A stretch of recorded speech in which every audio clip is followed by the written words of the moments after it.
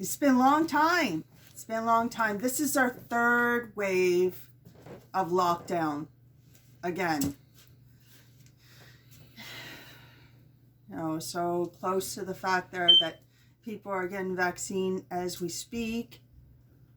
They made the third close down in Canada, you know, due to they just want people to stay at home and be safe and not mingle and socialize with each other. It's almost like it's a federal crime if you socialize with someone or you stop and talk to someone there on the street or you talk to someone there that you know. If it's not over the phone and it's in person, there's a federal crime. I never thought that this day would ever come where people would be so forced to be isolated. So forced to be isolated. To the point there, like, you know, you just can't do anything personal in groups anymore. And if it is, you have to take certain safety precautions. So anyways, I want to do a video about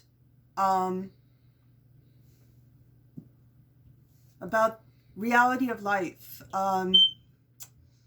What's true and what's fake.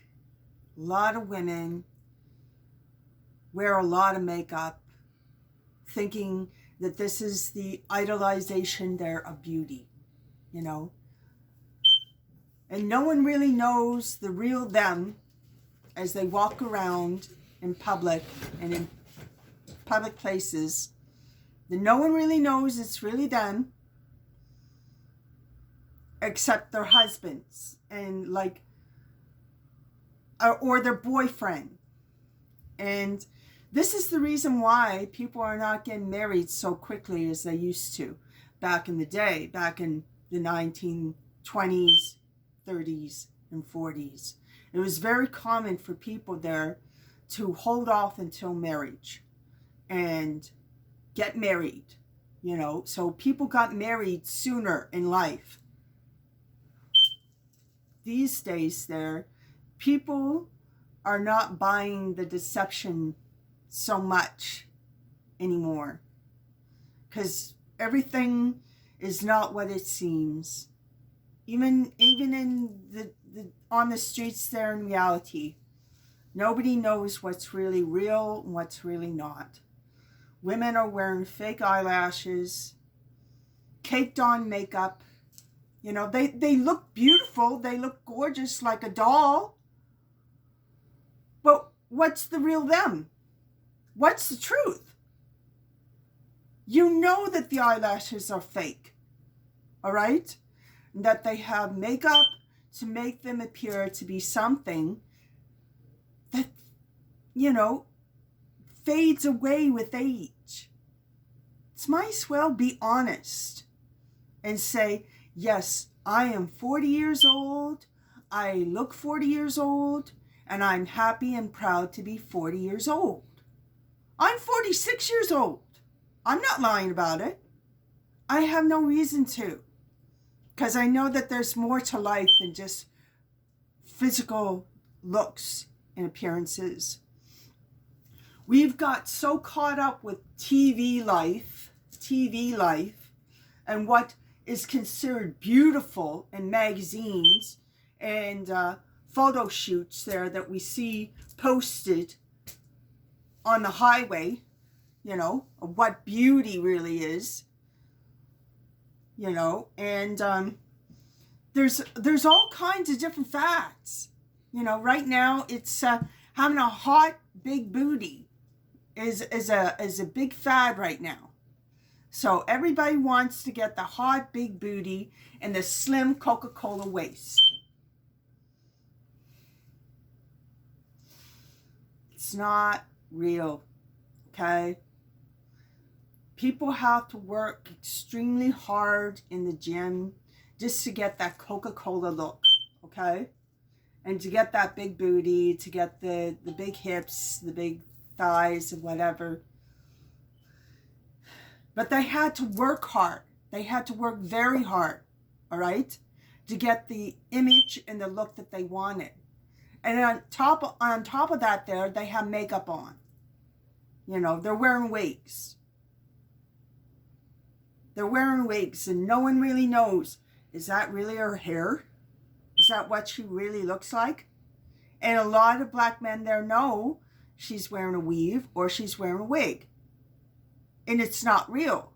It's all facade. It's not real. What's not wrong with loving your own natural hair? Your own natural hair. And, you know, yes, you can fancy your hair out there and make it look nice. There's all kinds of different products out there to make yourself look naturally beautiful without using fake eyelashes, wigs, all this stuff just to be part of the beauty scene or the perfect scene. You know, if you have an ugly personality, it doesn't matter what you do with your physical form or what you physically look like. All right? If you have an ugly personality, people are going to know. People are going to find out. They're going to know. They're going to figure it out. And then again, you're going to lose your boyfriend. And then you'll be in square one all over again. You know, this is society that's just playing along this game of a facade, playing a facade. It's always cool going with the game of facade, you know. Oh, she's really hot. She's really hot. She's really pretty. Mind you, there's some men there that are at a certain age there, they know better because they've been with those beautiful doll girls at a young age, and they're very difficult to hold on to, very difficult to keep, all right? To keep happy, to tell you the truth. To keep happy, you know. You have to do a lot of work, have to do cartwheels, you have to flip over phenomenal feats for a girl that, you know, maybe tomorrow there she likes you, and the next day she likes someone else. I mean, what is this? So, you know, I try to keep it as real as I possibly can by not wearing makeup in front of the camera and being myself as much as I possibly can, as natural as I am. Because I have all the confidence in the world, you know, that if I'm not feeling comfortable in a relationship, I'm comfortable enough there of loving myself there enough to say, you want to know something? Maybe I can work on this. Maybe I can work on this. Maybe I can work with him. Or maybe, you know, this isn't for me. And maybe I should look at something else. You know, that happens. That happens. But, you know, there's a lot of men there that are so unworthy of even having a girl on their elbow because they beat their women, they abuse their women, they verbally abuse their women, physically abuse their women. Like when I found out this was on national TV, it was something on YouTube indicating there about what the Torah and what men in the Jewish faith think about women. I was just beside myself. I was like saying, thank God I'm not Jewish. Because my God, they demean the woman down to the point there where she can't even lift her head up. It's considered a sin, you know? That's horrible. They say that the woman must wear perfume because she smells. She smells really bad. And that she's the image of Satan. This is what they say about women. That women are deceitful and manipulative and can't be trusted in any form, fashion, or way. You know, no trust in their women. You know, they go into details about how a woman should keep her figure at all cost. You know, should stay thin and fine and beautiful as long as she possibly can, and that it's a sin to be indulging herself there in stuff that will make her unattractive or fat or overweight or undesirable in any fashion, form, or way. Like, she can't even have a certain type of boob shape. Like, if they start, you know, as you age, your body starts going through levels of changes where your body's not as lifted as it once was when you were young, you know. And then they go into details about that the woman must always keep her appearance there to be fine and beautiful and specifically luxurious of all times. If she ever lets herself go there, the man has the right there to divorce her because she let herself go. Because she let herself go. Mind you, they're not talking about the men. They're not talking about the men keeping a physical body type, and they're not talking about the men having to wear perfume or look cologne or something like that. There, oh no, men don't smell. Men don't smell. And they talk about the cleanliness of men. Men must keep themselves up there and stay completely clean and be bathed and clean before entering the synagogue. And that the woman must not enter the synagogue if she's on her cycle. And once she's done her cycle, she has to clean the bathroom from top to bottom. Okay? Because we can't have any of her filth in the bathroom. In other words, when she's done cleaning herself after having her menstrual cycle, she must wash down to the bone, the bathtub, the shower, everything that she touches. That's so degrading and demeaning to say about women. They act like if women don't deserve good treatment. That don't deserve good treatment. If she ever get out of line or ever says something back or talks back to you, you have for the Jewish man has the right to chastise her in any form, way, or fashion, whether it's a whip or a belt. This is in their Tammuz. Okay, this is in that specific type of religion. Okay, as far as I'm concerned, all that is just Satan's work all in itself to demean the woman there to the point there where the only use for her is to have babies. She's not allowed to have a mind of her own. She's not allowed to talk back to her husband. She's not allowed to do anything. She must keep her figure. And all these demands are put on the woman, and zero demand is put on the man. Zero demand is put on the man. That's disgusting. And it made me feel very good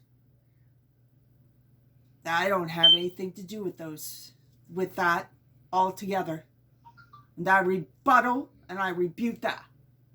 Okay? I rebuke that. Because I'm actually a real human being that has real ideas and has a real soul. And I am responsible for my soul, for my well-being, for my financial and moral well-being. Okay? And I got myself in check. So don't worry about that. But no, like, there's so many things that can happen to women as they get older, you know, that makes that standard almost impossible to keep up, to hold on to. You know, there's people there that have to take medication. A lot of the time there, they end up gaining weight there because they take medication. That was the case for me. You know, that was the case for me. I have a little bit of a belly because I take medication. You know exactly why. But yes, I take medication and I take it loyally. I take it every day, the way that the doctor has told me to take it. I take it. Okay? So yes, I do go for walks. I do try my best, you know, but I don't even have to eat a whole lot to end up gaining a little bit of weight, you know, because of the medication I'm on. And I'd rather take my medication than keep up to standards like that. They're ridiculous, okay? Because my mental state there is way more important than fashion, fabs, or looking good, or smelling good for the sake of men. Half of those men there are not even worth even looking at, let alone saying hi to, okay? Let alone even saying hi to or boo to. They are not worthy to even stand next to me and say boo, say nothing, okay? Because I am in Islam and I am a queen. I am a queen, okay? I don't have to be black to say I'm a queen because I know I'm a queen. I know I'm a queen and I act as so, like a queen. The Queen of England does not go and get her nails done, ever. Ever. But she properly takes care of her skin. She takes care of her appearance. She takes care of her body. She takes care of herself there so that she lives long, and she has lived long, and lived a very healthy life. That is the main goal. Living as long as you can to have a healthy, mature life. You know? All pawns intended. Health is number one. Going to stupid standards like this there for men that are not even worth saying boo to, let alone saying hello to, let alone ever knowing, because God knows what misery and hell they're going to bring to you, okay? I don't care how much money they have in their wallet. You don't need the hell. You don't need the hell or the drama that comes with these pigs that put fad standards that are unbelievably unrealistic for a lot of women. Okay? For a lot of women. For even men. Men would never even stand up to those standards. And they expect women to. Okay? Let's talk a little bit about the men. Alright? When is it ever right there for a man to strike a woman just because he feels, I don't like what she has to say? She shouldn't have an opinion. She just should go along with whatever I say. There are men out there that actually contemplate and think that way. And they feel that they have an obligation and a right to correct the woman in their lives. All right? They feel that they're obligated to do so, to correct the women in their lives. Okay, because of these moral standards of thinking that has traumatized the mind and the way of thinking for mankind. That's very damaging towards women. A lot of women there, they end up marrying a man that they very much love. But because of his hellish behavior towards her, she is forced to leave him. It has nothing to do with her not loving him. She is forced to leave him because he gave her no other choice. He gave her no other choice. She had to choose between the love that she has for him or the love that she has for herself. So, you know, that's the bottom line, all right? This is why women die. This is why women end up dying in the arms of their so-called partner that said that they loved them in the beginning. So much for love. So much for love. Love is not worth holding on to a man that's got such a firm grip that if you look sideways, he'll smack you or he'll hit you with a belt or a whip. Whatever punishment he sees fit. You know? A woman's got to make a choice. Is it going to be me or is it going to be him? And a lot of the time there, women run. Women run for their lives.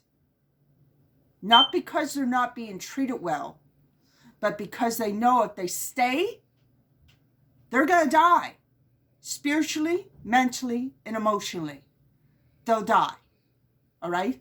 A lot of women do die spiritually and mentally and emotionally before the physical death takes place. Okay? That's on the men. That's on the men. The men do that. Okay? It's not on the women. There's women today that are just as abusive as that. Because they feel they're, he thinks he's got to do that to me, whatever. So she gets really abusive towards him. And ends up demasculizing him completely. That's not right either. That's just being that's just being a butch.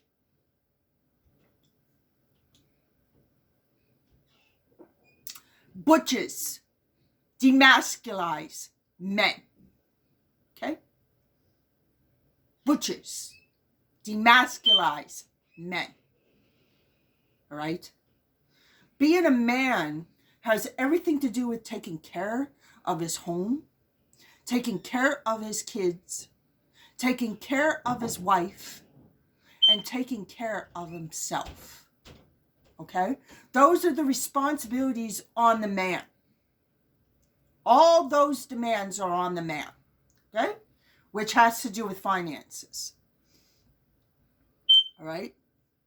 This is not just the physical appearance. This just has to do with finances altogether. Which men maneuver quite well in. All right? They made it very difficult for women to maneuver in this.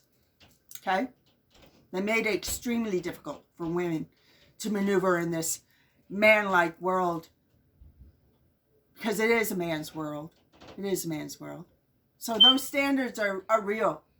Those standards are very real. And we got a lot more to worry about than wearing makeup and being pretty. All right? When it comes to real life. You could be pretty all you want there and have a miserable, horrible life. That's no way to live. Loving yourself, loving your partner, loving the people around you, and the people in your circle is the most important thing that a woman could ever do, is being a loving, loving person. Being a person there that will always be rememberable in her partner's mind, in herself, and in her children's lives. Okay? Those are the only obligations there that the woman, that the divine feminine has, to be loving, to be divinely loving partner. A lot of men there, they scream for that. Because today they don't get that. They get a lot of narcissistic women. You know what narcissistic women are? Women there that have a masculine persona about them. Okay? Where they have to be very manipulative and deceiving. But when they get alone with you and they got that ring on their finger, they totally, slowly but surely demasculize their partner. Okay? Because there's a male spirit dominating that woman. They call it a Jezebel. In the Bible, you ever read the Bible, read the King's Version books of the Bible, and Jezebel comes up. Okay? This is why it's so important for women and men in Islam to be well broadened and educated with the Bible, the Quran, and the Torah, all books that have to relate to the Word of God should be embedded in the minds of men and women in Islam, by all means, okay? Because this is what we're running up against. This is what we're dealing with. People there that are being very narcissistic. And these standards are encouraging that type of manipulative way of thinking. We got a real battle on our hands because Jezebel is a big spirit that's well known in the United States and Canada and the Western world. Okay? Very well known. Anybody will tell you there in a church, you know someone there that's a Jezebel, get the hell away from them. Because that spirit in itself has three demise. Destroy, kill, and what was the other one? Destroy, kill, and dismantle whoever comes in your path. Destroy, abolish, dismantle, and kill whatever comes in your path. Okay? This is why in the story of Jezebel, the prophet Elijah ran for his life, okay, over a simple threat that Jezebel made. Okay? Simple threat that Jezebel made. Because he knew there was other prophets during the time of Elijah. And she slaughtered and killed them all in Sumerian, in the Sumerian lands. Okay? She killed all the prophets in the Sumerian land except the ones that worshipped Bel, worshipped the god, the deities, Bel. Okay? We could go into details about what that god meant, Bel. Because actually it's another word for Lucifer. Because it relates to the Garden of Eden, how Lucifer rebelled against the word of God and made man and woman rebel against the word of God. And they come up with that spirit in general and call it Bel. It's part of the word rebellion.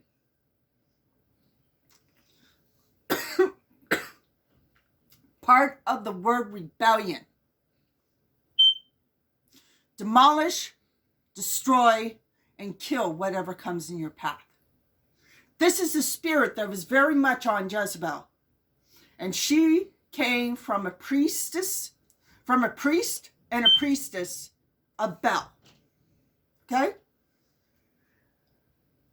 Ahab was the wickedest king, because God specifically told him, marry amongst your own women in Samaria. He didn't. He rebelled. He went against the word of God and summoned a woman from another land, another part of the world, that worshipped an idol.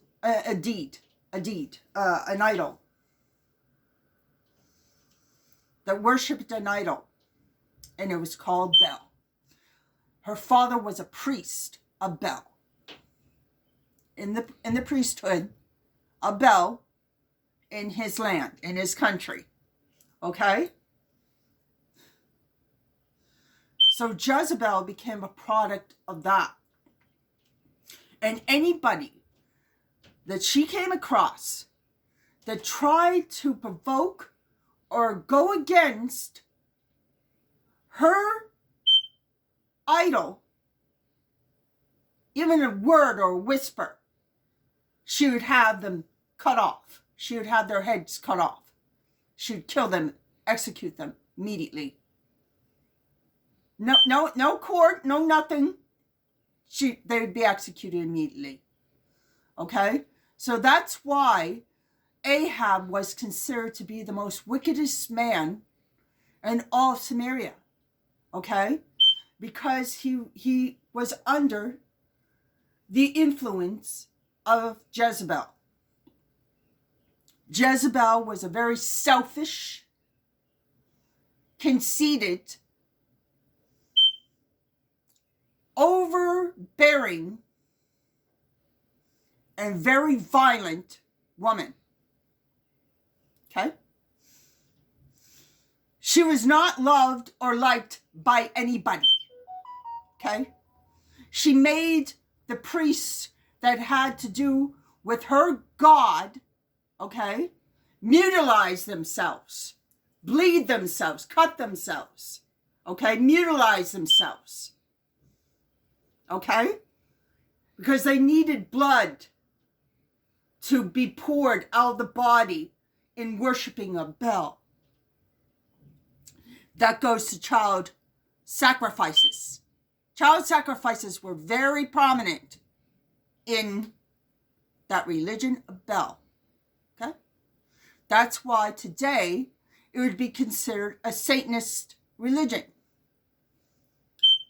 connected to the rebellion